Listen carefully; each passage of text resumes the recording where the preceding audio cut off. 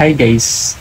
Sa video ito ay ituturo ko sa inyo kung paano mag-auto-update ng ating Facebook application, mapa-mobile data man o Wi-Fi connection. Kasi yung nasa settings lang ng Facebook application natin ay auto-update lang sa Wi-Fi.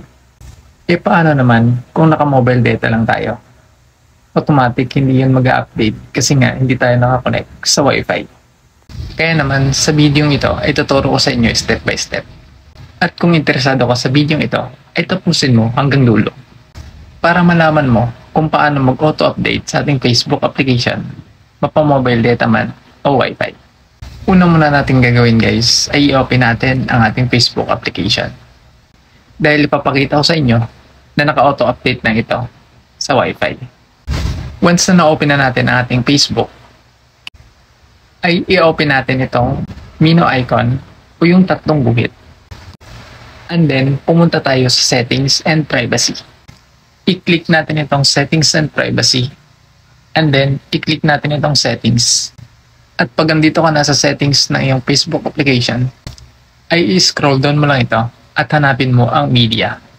At once na hindi mo mahanap ang Media dito, ay i-search mo lang ito sa search bar ng Settings. Ang Media and Contacts. I-click natin itong Media. And then, scroll down mo lang at hanapin mo ang Apps Update. At kapag nahanap mo na, ay i-click mo ito.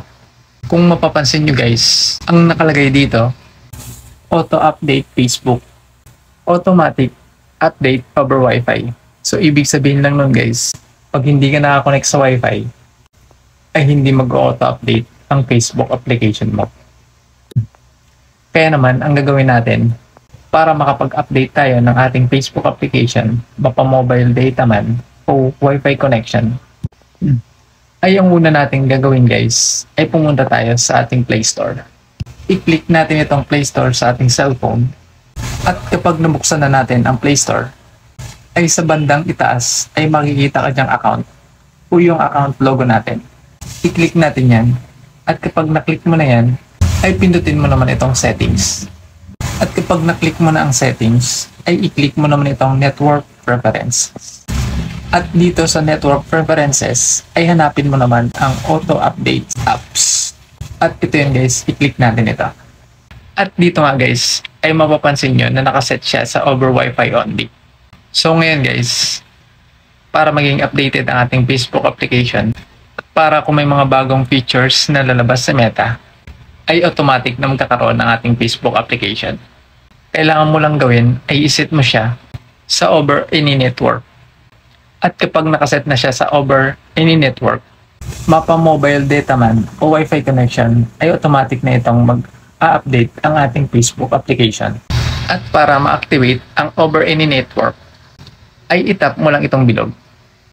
At automatic na activated na ang auto-update apps. Ibig sabihin lang nun guys, na ang Facebook application natin ay lagi nang updated.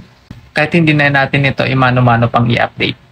Ganun lang kasimple guys. At kung nakatulong sa inyo ang video ito, ay i-follow nyo ako para sa mga sumunod pang video tutorial. Maraming pong salamat.